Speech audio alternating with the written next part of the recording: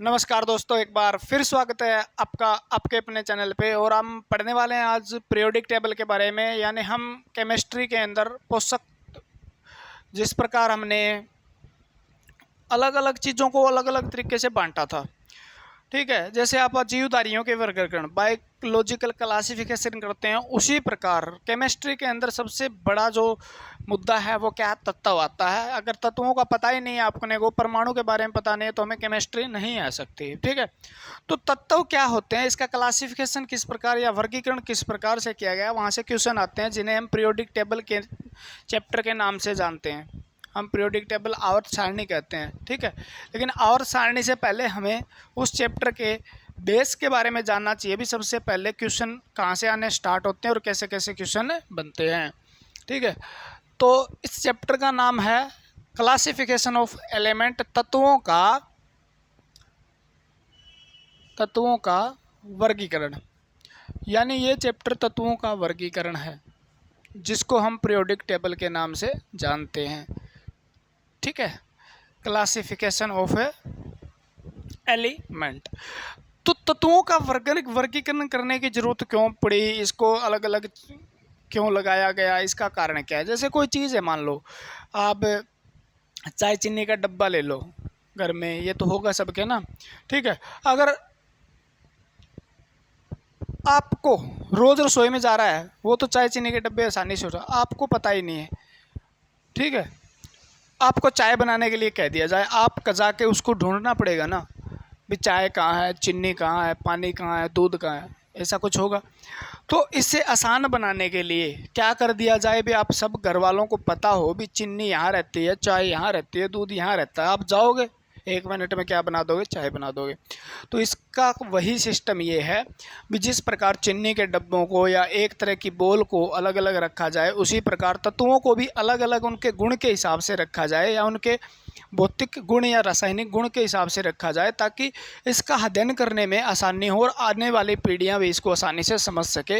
ये ज़रूरत पड़ी तत्वों का वर्गीकरण करने की, ठीक है। तो तत्वों का वर्गीकरण यानी तत्वों को अलग अलग तरीके से सजाना, उनके गुणों के हिसाब से, उनके वजन के हिसाब से, उनके क्रमांक के हिसाब से, चाहे उनके भार के हिसाब से, जिस हिसाब से सजाएंगे वो आगे देखते जाएंगे, ठीक है। तो तत्वों को सजाना ही तत्वों का वर्गीकरण है। ये सबसे पहले काम उठाया 1829 के अंदर। किसने उठाया, सब ये जिम्मा लिया भी मैं करूँगा तत्वों का वर्गीकरण। 1829 में बोला मैं करूँगा तत्वों का वर्गीकरण। कौन बोला भैया, डब्बा लेके आया JW डोबेनियर। तो आपको डोबेनियर याद कर लेना है, बहुत इम्पोर्टेंट क्वेश्चन आता है डोबेनियर। सबसे पहले मोस्ट इम्पोर्टेंट क्वेश्चन है, देखो सबसे पहले तत्वों का वर्गीकरण किसने किया। अब सफल हुए ना हुए वो तो बात ही अलग है, तत्वों का वर्गीकरण किसने किया। तो सबसे पहले जो क्लासिफिकेशन ऑफ एलिमेंट है, वो सबसे पहले किसके द्वारा किया गया, डोबेनियर के द्वारा। इन्होंने क्या किया जी, तो ये एक दूसरा क्वेश्चन बनता है। इन्होंने दिया त्रिक नियम, तिरक नियम, ट्रिपल नियम या ट्राइड नियम, एक ही बात है। लो, ये नियम दिया था इन्होंने। यानी त्रिक नियम क्यों दिया, त्रिक नियम किसे कहा गया। डोबेनियर ने सबसे पहले क्या किया था, वर्गीकरण किया था। यानी सबसे पहले डब्बा लेके किसने डब्बों में तत्व डाले, इसे याद कर लो। डोबेनियर ने डाले, डब्बा लिया, डब्बे में तत्व डाले, और कितने तत्व डाले, 3 तत्व डाले। यानी त्रिक नियम कह दिया उसको। कितना, त्रिक नियम, 3 तत्व। तो इसने क्या लिया, त्रिक नियम में 3 तत्व लिए। क्या लिए, 3 तत्व लिए, ठीक है। और तीनों तत्वों को भार के अनुसार, देखो ये इंपॉर्टेंट है, 3 तत्वों को परमाणु भार के अनुसार सेट कर दिया, ठीक है। परमाणु भार, एटॉमिक वेट जो है, उसके अकॉर्डिंग इसको सेट कर दिया। 3 तत्व लिए, तीनों को 3 तत्व को उठाए, तीनों तत्वों को कर दिया। आपको 3 याद रख लेना है, हेलेना करे रब से फरियाद, ठीक है।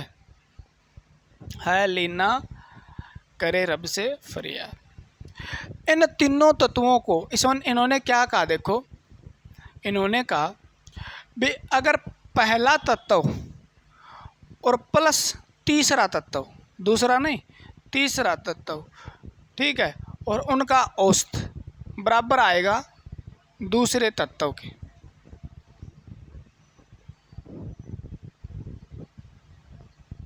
परमाणु भार के,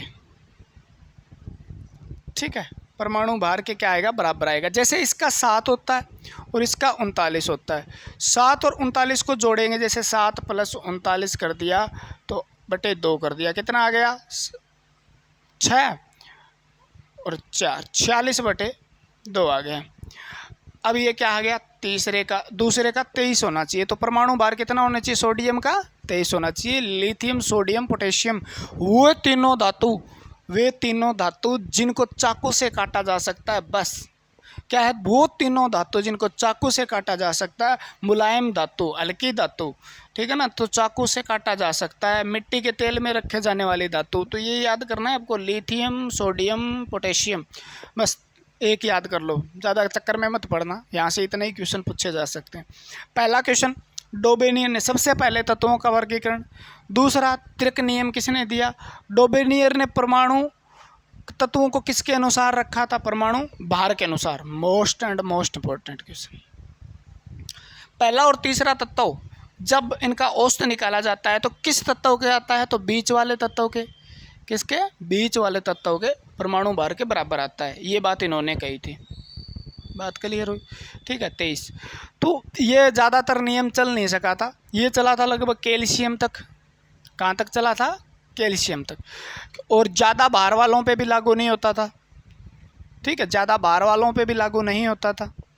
तीसरी बात, जब तक तो अक्रिय गैस की खोज भी तो नहीं हुई थी, ठीक है, बहुत से तत्वों की खोज नहीं हुई थी, ठीक है, कैल्शियम से ज़्यादा भार वालों पे नहीं चला ये, ठीक है, चला क्या, ये ख़त्म ही हो गया, मान लो टाइम फिश हो गया, ठीक है, क्योंकि परमाणु भार की बात की थी उन्होंने, बस मेन बात ये, तो कैल्शियम यहाँ तक चला था, ठीक। तो त्रिक नियम, तीन तत्वों, बहुत कम तत्वों की खोज हुई थी उस समय। 1829 के बाद दूसरे वैज्ञानिक आते हैं आपके 1864 के अंदर, क्या आते हैं 1864। आपको याद क्या करना है, देखो मैं बता रहा हूँ आपको, कुछ चीज़ें हैं जो इम्पोर्टेंट है वो याद करनी है। केमिस्ट्री आज तक पूरे विषयों के अंदर ऐसा आदमी नहीं हुआ होगा जिसको पूरी याद हो गई हो। आप खोज के चक्कर में मत रहना, कहीं त्रिक नियम दिया, त्रिक नियम में क्या क्या बातें कही, भाई 2-3 फर्रे भर जाएंगे, बुक लिखी होगी उसने त्रिक नियम पे, समझे ना बात। तो वो चीज़ें याद नहीं करनी है हमें क्या याद करना है, एग्ज़ाम पॉइंट ऑफ व्यू से चीज़ें याद करनी है, ठीक है। अब केमिस्ट्री के बारे में आज खोज होनी शुरू थोड़ी हुई थी, 118 तत्व एक दिन में थोड़ी खोजे जा चुके थे, और एक तत्व के बारे में बताते बताते एक वैज्ञानिक की उम्र निकल गई होगी, ठीक है।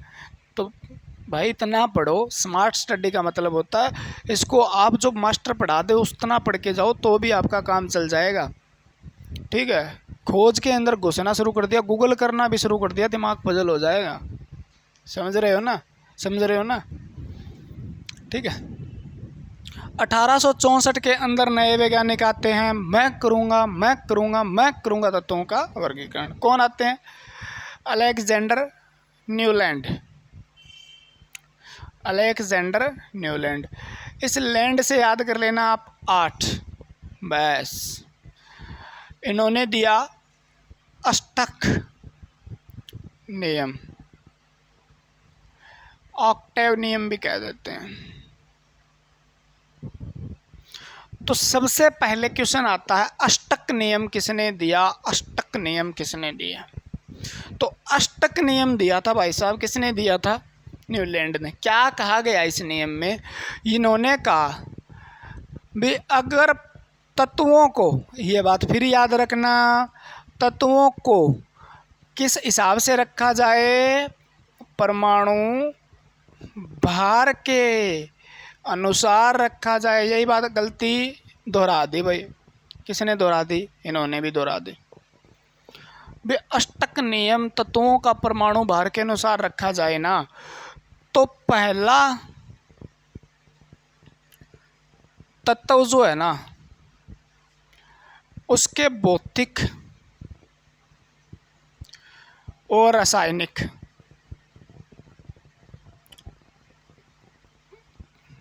ठीक है, फिजिकल एंड केमिकल प्रॉपर्टी जो है ना, भौतिक और रासायनिक गुण है ना, पहला तत्व उसके भौतिक और रासायनिक गुण किसके समान होंगे, तो आप कहोगे 8वें तत्व के समान होंगे, 8वें तत्व के समान होंगे। बस ये बात इन्होंने कही भी। अगर तत्वों को परमाणु भार के अनुसार रखा जाता है तो पहला तत्व 8वें तत्व के साथ मेल खाता है। इन्होंने ये बात कही, पहला तत्व के भौतिक और रासायनिक गुण 8वें तत्व के साथ मेल खाते हैं। ये बात कही इन्होंने, ज़्यादा कुछ नहीं कहा। ठीक है, इस समय ज़्यादा न्यूलैंड के समय ये पूछ लिया जाता है आपको कितने तत्वों की खोज हुई थी, तो 56 तत्वों की खोज हुई थी उस समय, ये भी याद रख लेना। ठीक है, और पहला 8वें के साथ मेल खाता है, ये बात कही। इन्होंने क्या किया, अष्टक नियम के अंदर, अष्टक नियम में यहाँ पे लिखता हूँ मैं, देखो बोर्ड कितना अच्छा दिखाई देता है। अपने सुर जो होते हैं ना, 7 सुर होते हैं, आपसे पूछ लिया जाए 7 सुर, किसके सुर, संगीत, संगीत के सुरों के साथ तत्वों की कल्पना किसने की थी, तुलना किसने की थी, तुलना किसने की थी, न्यूलैंड ने की थी। किसने की थी, न्यूलैंड ने की थी। ठीक है ना, और सुर कौन कौन से होते हैं, सारे गामा, सारे गामा, पादा नीसा, पादा नीसा। अब हमें तो ABCD नहीं आती भैया सुरों की, गाना भी नहीं आता। ये देखो पहला है, ये दूसरा है, ये तीसरा है, ये चौथा है, ये पांचवा है और छठा है, और 7 सुर हो गई। अब 8वां पहले के साथ मेल खा रहा है। जैसे इन्होंने यही कहा, जिस प्रकार से पहला सुर 8वें संगीत के सुर के 8वां सुर के समान मेल खाता है, भी पहला सुर 8वें सुर के साथ मेल खाता है, यानी रिपीट होना शुरू हो जाता है, सारे गामा पानी सा, सारे गामा पादनी सा, ऐसे होता है ना। तो उसी प्रकार तत्व भी अगर इसको परमाणु भार के अनुसार रखा जाए तो हर 8वां तत्व पहले तत्व के साथ मेल खाता है, समान होता है, उसकी प्रॉपर्टी गुणधर्म वगैरह समान होते हैं। ठीक है ना, तो ये बात इन्होंने कही, लेकिन ये भी फ्लॉप हो गई। याद क्या करना है, देखो अष्टक का नियम किसने दिया, न्यूलैंड ने। कितने तत्वों की खोज हुई थी उस समय, 56। तत्वों को किस हिसाब से रखा, परमाणु भार के। पहला तत्व कौन से तत्व के साथ मेल खाता है न्यूलैंड के अनुसार, तो 8वें तत्व के साथ, न्यूलैंड के अनुसार। ठीक है, इन्होंने 7 सुर, संगीत के 7 सुरों के साथ तत्वों का तुलना करने वाले वैज्ञानिक कौन थे, ये थे। कौन सा नियम था, अष्टक नियम था।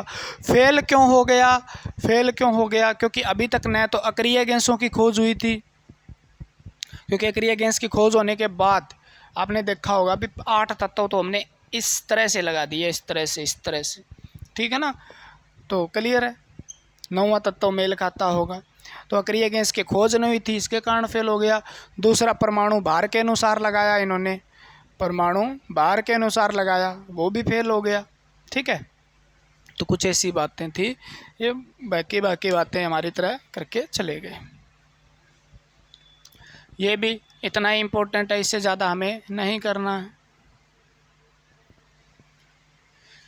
अब आए आपके प्यारे वैज्ञानिक जिन्होंने बहुत बड़ा योगदान दिया पीरियोडिक टेबल को बनाने में। यहाँ पर आवर्त सारणी नहीं बनी थी, ये बात याद रखना। कहीं आप आवर्त सारणी का जिक्र तो हमने किया नहीं है ना, आवर्त सारणी यहाँ पे भी नहीं बनी थी, आवर्त सारणी यहाँ पे नहीं बनी थी। इन्होंने क्या किया था, इन्होंने तत्वों का वर्गीकरण किया था बस। ठीक है, अब तत्वों को सटीक रूप से एक एक जगह डाल के कौन रखेंगे, मेडलीफ, डिमिट्री मेडलीफ, मेडलीफ भी कह देते हैं, मेडलीफ भी कह देते हैं। ठीक है, स्पेलिंग के अंदर यही आता है, ये मेडलीफ, और इसका पूरा नाम है डिमिट्री मेडलीफ। ठीक है, 1869 के अंदर ये आए मेडलीव साहब।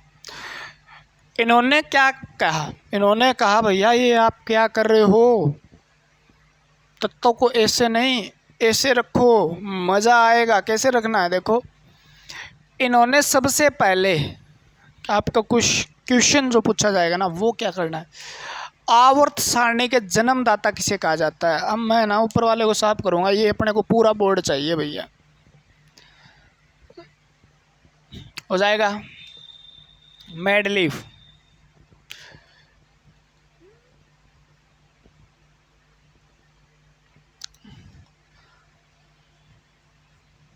ठीक है। अब देखो, इन्हें माना जाता है आवर्त सारणी का, पीरियोडिक टेबल का फादर का जनक कहा जाता है, फादर ऑफ पीरियोडिक टेबल कहा जाता है। मेन बात तो ये याद रखना। आपसे पूछे सबसे पहले, देखो क्वेश्चन एग्जाम में हिट करते हैं वो पहले पढ़ो। सबसे पहले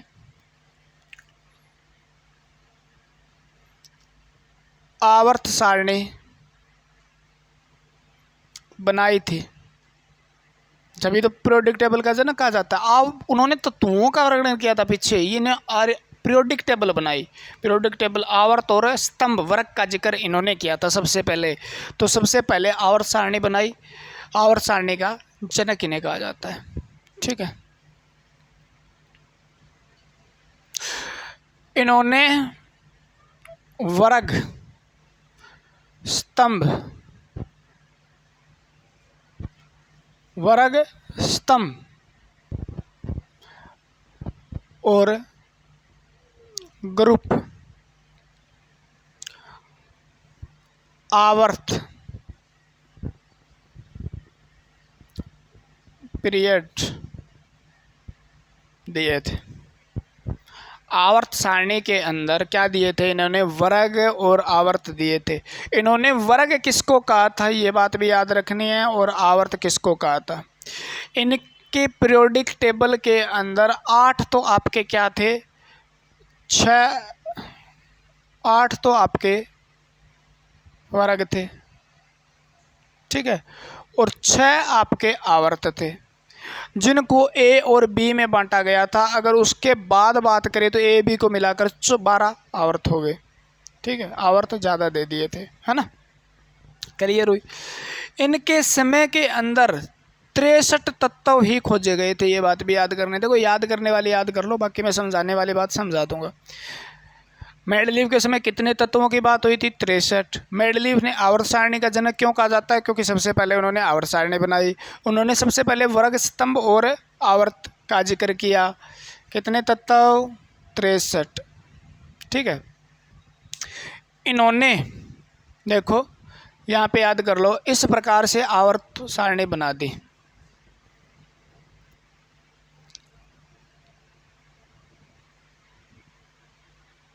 ये लो, ये लो,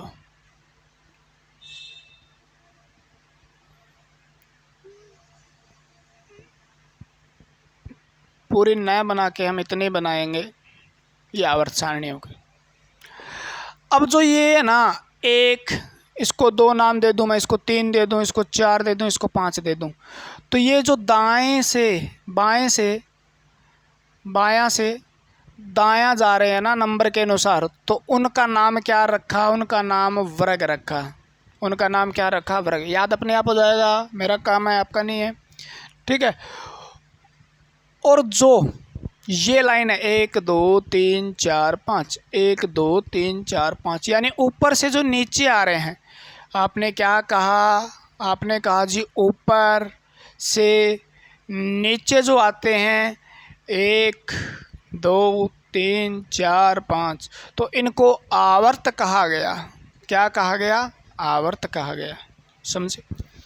खड़े स्तंभ को वर्ग कहा गया, खड़ी पंक्तियों को वर्ग कहा गया, ऊर्ध्वाधर ऊपर से जो नीचे आ रही है उनको वर्ग कहा गया, हॉरिजॉन्टल लाइन जो है उनको क्या कहा गया, आवर्त कहा गया। हॉरिजॉन्टल क्षैतिज लाइनों को, अब मैं इस लाइन को लूँ तो ये एक आवर्त है, और मैं इस लाइन लूँ तो ये क्या है, एक वर्ग है, ठीक है। यानी खड़ा कोई चीज़ है ना, खड़ी है, वो तो क्या है, वर्ग है, और जो पड़ी है वो क्या है, आवर्त है। ठीक है, तो यहाँ से आप देख सकते हो वर्टिकल ऊर्ध्वाधर पंक्तियाँ जो है उनको क्या कहा गया, याद हो नहीं होती है जल्दी सी, पता है ना। हॉरिजॉन्टल यानी क्षैतिज, क्षैतिज क्षेत्र, क्षेत्र क्षैतिज पंक्तियाँ, क्षेत्रफल किसका निकालते हैं तो हॉरिजॉन्टल इसको कहते हैं। ऊर्ध्वाधर पंक्तियाँ क्या कहलाई, वर्ग ग्रुप कहलाई, और क्षैतिज पंक्तियाँ क्या कहलाई, आवर्त कहलाई, ठीक है ना, आवर्त कहलाए। तो आपको पता है एक पंक्ति, दो पंक्ति, तीन पंक्ति, चार पंक्ति, पांच पंक्ति, तो ये पंक्ति इधर जा रही है ना, ये इधर जा रही है, तो इनको हम क्या बोलेंगे, आवर्त। और ये पंक्ति देखो, एक पंक्ति, दो पंक्ति, तीन पंक्ति, चार पंक्ति, पांचवी पंक्ति, तो इसको हम क्या बोलते हैं, वर्ग। वर्ग नंबर एक, वर्ग नंबर दो, वर्ग नंबर तीन, वर्ग नंबर चार, वर्ग नंबर पाँच, आवर्त नंबर एक, आवर्त नंबर दो, और तीन, आवर्त चार, आवर्त पाँच, ये बोलते हैं। ये काम आएगा क्योंकि इस पे जोर देने का मतलब है आगे भी काम आएगा आपके। ये कब काम आएगा, मॉडर्न पीरियोडिक टेबल में, ठीक है। हो गया क्लियर, हो गया क्लियर, हो गया क्लियर, हो गया क्लियर, ठीक है। आवर्त सारणी का जनक, पहले स्तंभ आवर्त का जिक्र किया था, इन्होंने इसे इस प्रकार से सजाया था, ठीक है। इन्होंने भी क्या किया था, देखो यहाँ पे लिखो, यहाँ पे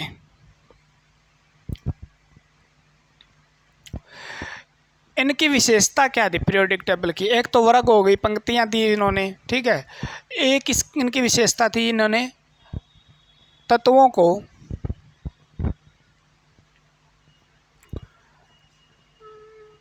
परमाणु भार के अनुसार लगाया,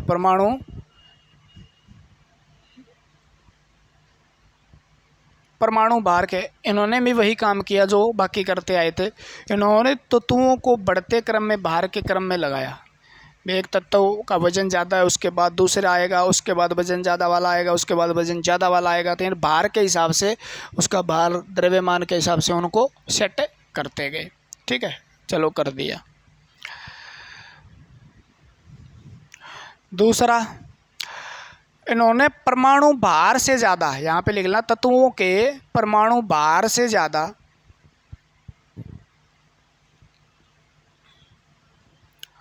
गुणों पर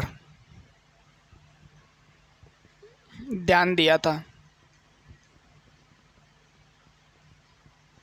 परमाणु भार से ज़्यादा परमाणु के गुणों पर, रासायनिक भौतिक गुणों पर ज़्यादा जोर दिया था, ज़्यादा जोर दिया था, ठीक है।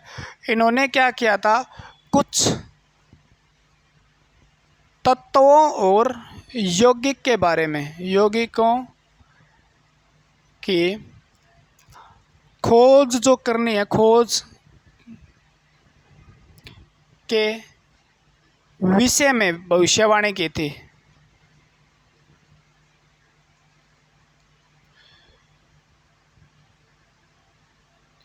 इन्होंने कहा था भी कुछ तत्व यौगिक भविष्य के अंदर पाए जाएंगे, और ऐसे तत्व उन्होंने अलग अलग नाम भी दिए थे भी, एक का एल्यूमिनियम, एक का मैग्नीशियम, ठीक है ना, एक का बोरोन, तो उनकी जगह तत्व पाए भी गए, और वैसा ही हुआ भी। इस परमाणु क्रमांक के तत्व, इस परमाणु भार के तत्व आपको पाए जाएंगे, और उनके लिए इन्होंने क्या किया था, उन भविष्य में पाए जाने वाले तत्वों के लिए, भविष्य में पाए जाने वाले तत्वों के लिए रिक्त स्थान, स्पेस छोड़ा था। रिक्त स्थान छोड़ना भी इनकी एक क्या थी, बहुत बड़ी विशेषता थी, ठीक है। जैसे सोने वगैरह का जो आपका परमाणु भार था, उनको सुधारना, ये भी उनकी एक विशेषता थी। क्या थी उनकी विशेषता थी, ठीक है। तत्वों को परमाणु भार के अनुसार रखा, मोस्ट इम्पोर्टेंट बात है, क्योंकि इन तक ये जो गलतियां करेंगे ना, वो ये गलती सबसे बड़ी कर गई। ये भी परमाणु भार से ज़्यादा गुणों को ध्यान नहीं, परमाणु भार से भी, इन भार से भी ज़्यादा इन्होंने गुणों पर ध्यान दिया, गुण, क्योंकि इसके अनुसार आगे पीछे हो गई थी इनकी कहानी। कुछ तत्वों और यौगिकों के विषय में भविष्यवाणी की भी, ऐसे एक का एल्यूमिनियम, एक का बोरोन, एक का मैग्नीशियम, ऐसे तत्व आपको मिलेंगे भविष्य के अंदर, और उनको यहाँ पे रखना है। तो पीरियोडिक टेबल में स्थान भी खाली छोड़ दिया था इन्होंने, भविष्य में पाए जाने वाले तत्वों के लिए रिक्त स्थान छोड़ना भी इनके एक पीरियोडिक टेबल की क्या थी, एक विशेषता थी, ठीक है। और वर्ग स्तंभ आवर्त वर्ग और आवर्त में भी एक इनकी एक विशेषता थी, आवर्त और वर्ग का निर्माण करना भी इनकी एक विशेषता थी। ठीक है, तो ये तो विशेषताएं की बात होगी। तत्वों को लगा दिया, सेट कर दिया, सब कुछ मामला सेट हुआ नहीं, सेट कर दिया लेकिन मामला सेट नहीं हुआ। उसका कारण बताते हैं आपको। देखो, ये तो हो गई बातें, वो बातें जो आपको पढ़नी है, और वो बातें भी आपको पढ़ाएंगे जो अब पढ़नी है। ठीक है, जैसे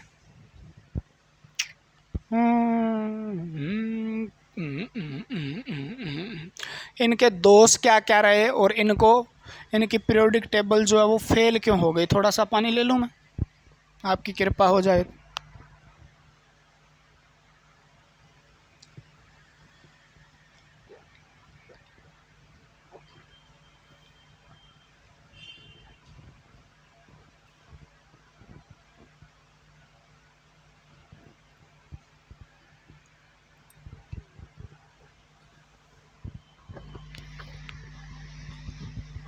देखो, आपसे कई बार ये क्वेश्चन पूछ लिया जाता है मेडलीव का।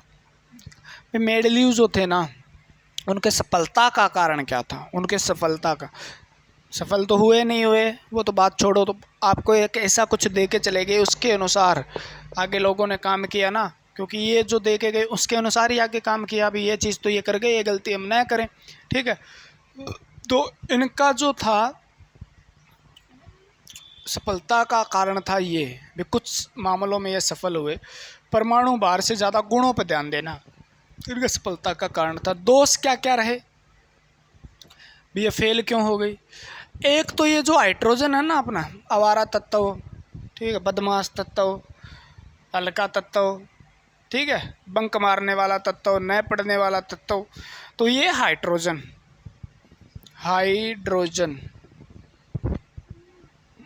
ठीक है, ये तत्व है ना का स्थान फिक्स नहीं कर पाए थे। ये बात बहुत बार आती है, निश्चित नहीं कर पाए थे। हाइड्रोजन का पीरियोडिक टेबल में स्थान निश्चित नहीं था। ठीक है, क्योंकि ये क्या करता था, ये क्षार धातु के साथ मेल खाता था, आपकी एल्कलाइन मैटर के साथ, और ये हेलोजन के साथ भी मेल खाता था, मान लो। ठीक है, तो दोनों के साथ मेल खाने के कारण इसका क्या हुआ भी, इसका स्थान निश्चित नहीं कर पाए। फेल होने का कारण ये हो गया भी हाइड्रोजन सबसे हल्का तत्व। दूसरा, समस्थानिकों का स्थान भी ये निश्चित नहीं कर पाए थे। समस्थानिकों का स्थान जो है, समस्थानिकों का स्थान या समस्थानिकों को सेट करने का जो क्रिया थी वो भी इनके द्वारा सही नहीं थी। क्योंकि अगर देखो, इन्होंने रखा परमाणु भार के अनुसार, और परमाणु भार तो आपको पता है भी, दो परमाणु भार जो है एक ही जो समस्थानिक होते हैं उनके क्या हो सकते हैं, अलग अलग भार हो सकते हैं। मैं कह दूं, आपको ने पढ़ा होगा C6 12, C13, C14 पढ़ लिया आपने। ठीक है, तो लेकिन ये क्रमांक तो इनका एक ही है परमाणु का, लेकिन भार तो अलग अलग है। तो इन्होंने कार्बन के लिए 3 स्थान देने पड़ेंगे इनको। भार के अनुसार रखेंगे तो 12 को अलग रखना पड़ेगा, 13 को अलग रखने पड़ेगा, 14 को अलग रखना पड़ेगा। तो समस्थानिक हो गए ना ये आइसोटोप्स। आइसोटोप का स्थान निश्चित नहीं कर पाए। मैं कह दूं O16, 17 और ऑक्सीजन है 18, तो इनका जो ये वाला सिस्टम है ना, ये क्रमांक होता है, आपको पता है। समस्थान, स्थान यानी समान, क्या Z जो है आपका बराबर हो, ठीक है ना, Z जिसका बराबर हो। Z का मतलब प्रोटॉन की संख्या बराबर हो, प्रोटॉन का मतलब उदासीन प्राणों में इलेक्ट्रॉन की संख्या बराबर हो, ये भी हो सकता है ना। तो ये कंसेप्ट तो नहीं लागू होता यहाँ पे, मान लो ये होता है वो इलेक्ट्रॉन वाला। ठीक है, तो इनको अलग अलग स्थान देंगे तो सोच के देखो भी, ये तो हो गए पोलेनियम, आपने सुना होगा, उसके 27 समस्थानिक है। अब 27 तो अकेला ही घेर लेगा ये जगह। पीरियोडिक टेबल बनाएं या कमरा सजाएं तो इसके हिसाब से बाहर के हिसाब से लगाएंगे तो समस्थानिक जो है उनका स्थान निश्चित नहीं हो पाएगा। ठीक है, तो ये बात में फेल हो गए। यानी अब उन्होंने कहा परमाणु भार, परमाणु भार, परमाणु भार, लेकिन ये क्या करते हैं भी, जैसे जो आपके कुछ तत्व थे, कोबाल्ट को इन्होंने निकल से पहले रख दिया। जो कोबाल्ट जो था उनको निकल से पहले रख दिया, अभी पहले ही होगा, ठीक है। लेकिन बार के अनुसार से इनको रखना चाहिए था निकल पहले, निकल से पहले, बार के अनुसार निकल पहले रखना चाहिए था, क्योंकि जो बार था वो कितना था, इसका तो 58 पॉइंट है और इसका भी 58 पॉइंट है, तो इसका था 9 और इसका था 7। तो निकिल को क्या करना चाहिए था, कोबाल्ट के बाद, कोबाल्ट के बाद रखना, निकिल को कोबाल्ट से पहले रखना चाहिए था और कोबाल्ट को निकिल के बाद रखना चाहिए था। बार के अनुसार रखे तो, लेकिन इन्होंने क्या, कोबाल्ट को पहले रख दिया और निकिल को गुणों के हिसाब से रख दिया, मान लो इन्होंने, ठीक है। जैसे आपका टेलेनियम है उसको आयोडीन से पहले रख दिया, उसके बाद आपका आर्गन है उसको पोटेशियम से पहले रख दिया, ठीक है। आर्गन को पोटेशियम से पहले रख दिया, ठीक है, आयोडीन से पहले रख दिया। तो इस प्रकार की कुछ गलतियां इन्होंने की भी, परमाणु भार के अनुसार रखा लेकिन भार के अनुसार रखा भी नहीं, भी उनको आगे पीछे कर दिया। तो इन्होंने परमाणु गुणों पर ज़्यादा जोर दिया था, भार के ज़्यादा, तो इन्होंने गुणों के हिसाब से इनको सेट कर दिया था, ठीक है। तो समस्थानिकों का स्थान निश्चित नहीं कर पाए, ठीक है, और परमाणु भार के अनुसार भी कुछ चीज़ों को ये नहीं रख पाए। इनका ये भी एक कारण था कि परमाणु कम, उस बात को कैसे लिखना है नीचे वाली, निकिल कोबाल्ट से निकिल को पहले रखना ये गलती थी, ठीक है, इससे पहले इसको रखना गलती थी, ठीक है, ऑर्गन को पोटेशियम से पहले रखना गलती थी। तो इस बात को क्या लिखेंगे, ये बात थी, ठीक है, भी कम परमाणु भार वाले तत्वों को ज़्यादा भार वाले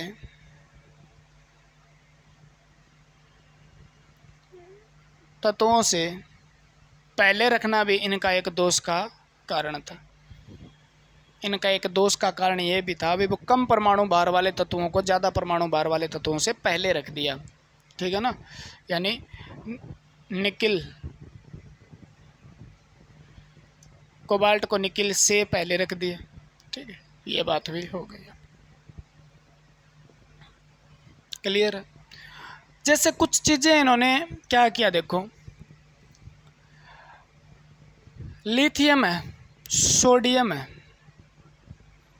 क्या है आप अब जानते हो, ये क्षार धातु है। क्या है ये, क्षार धातु। और आपको पता है हाइड्रोजन क्षारक धातु, हाइड्रोजन को छोड़ के लिथियम, पोटेशियम, सोडियम, रेबेडियम, ठीक है, सीजियम और फ्रांसियम, ये कौन सी धातु है, एल्कलाइन मेटल है, ये क्षार धातु हैं, ठीक है। तो इन क्षार धातु जो है ना, इनके साथ क्या कर दिया, कुछ ऐसी चीज़ों को रख दिया जो इसके साथ मेल नहीं खाती थी, ठीक है। जैसे हम बात करते हैं सोने की, जैसे हम गोल्ड की बात करें, जैसे हम किसकी, ओरम की बात करें, या हम Ag, Og, Eg की बात करें, चांदी। तो चांदी और सोने को, इन तत्वों को किसके साथ रखना, क्षार धातु के साथ रखना, ये भी इनकी एक दोष का कारण था, ठीक है ना, दोष का कारण था। आप इस प्रकार से लिख सकते हो इस बात को, सोने और चांदी को किसके साथ रखना, सोने और चांदी को क्षार धातुओं के साथ मेल न खाते हुए भी, उनका मेल नहीं था, वो क्षार धातु के साथ दूर दूर, क्योंकि ये तो संक्रामक धातु है, ठीक है, ट्रांजिशन मेटल है, तो संक्रामक धातु जो है उनके साथ मेल खाते हैं। उन्होंने क्या रख दिया, क्षार धातु के साथ रख दिया भाई सोने और चांदी को, तो गलती कर दी, सजा मिलेगी, है ना। उसके बाद जैसे पोटेशियम के साथ आपके क्या है, प्लेटिनम को रखना, ठीक है, प्लेटिनम को इसके साथ कोई मेल न खाते हुए भी इसको इनके साथ रख देना, ठीक है, ओरम, ठीक है, और ये एक जैसी धातु है, इनको अलग अलग रखना, एक समान गुण धर्म वाली धातुओं को भी या तत्वों को भी अलग अलग रखना भी इनका एक दोष था। इनका क्या था? एक दोष था। ठीक है, और सबसे बड़ा दोष था इलेक्ट्रॉनिक विन्यास, इलेक्ट्रॉनिक कॉन्फ़िगरेशन। ठीक है, कहीं भी इलेक्ट्रॉनिक